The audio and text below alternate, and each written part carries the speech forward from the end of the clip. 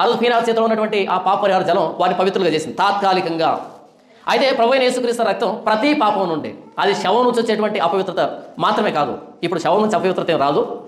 వెళ్ళడానికి ఏమి సందేహపడకండి. లక్ష్యంగా వెళ్ళండి, శవాన్ని పోయండి, శవాన్ని తగలండి, శవం మీద పడి ఏడవండి, ఏమీ కాదు.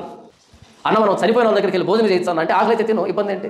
పెద్ద ప్రశ్న అనమాట. అన్న చచ్చిపోయిన వాళ్ళ ఇంటికి మనం వెళ్ళొచ్చా? నువ్వు చచ్చిపోయిన తర్వాత రావద్దు, నువ్వు చచ్చిపోవు. వాళ్ళ పూజా పునస్కారాలకు సంబంధించినటువంటి విగ్రహాలకు సంబంధించినటువంటి వాటిని తినం మనం. మిగతావన్నీ చేయొచ్చు, మనమే వండొచ్చు, మనమే వడ్డించవచ్చు, మనమే ఎక్స్ట్రా తినొచ్చు, ఇంటికి కూడా పట్టుకొని వచ్చి ఫ్రిడ్జ్లో పెట్టుకుని మరుసటి రోజు కూడా తినొచ్చు, ఏం కాదు. ఎందుకంటే రేపు మనం వచ్చిన తర్వాత ఎవరికి రావాలి కదా, చచ్చిపోయిన దగ్గరికి వెళ్ళొచ్చు. ఎందుకంటే మనం పాత నిబంధన కింద లేవు, కొత్త నిబంధనలో ఉన్నాం. కొత్త నిబంధన ఏంటంటే శవాన్ని యేసుప్రభు తగిలితే శవం తిరిగి బ్రతికింది. అపవిత్రత యేసుప్రభుకి రాలే, యేసుప్రభులో జీవం శవంలోకి వెళ్ళింది. ఆయన కుమారుడైన యేసుక్రీస్తు రక్తం ప్రతి పాపం నుండి, ఏ పాపమైనా పెట్టుకో, ప్రభువైన యేసుక్రీస్తు రక్తం కడగనటువంటి పాపం ఏదీ లేదు, ఒక్క పాపం తప్ప. ఆ పాపం ఏంటంటే యేసుప్రభు రక్తాన్ని వ్యతిరేకించామనే పాపానికి విరుగుడు లేదు.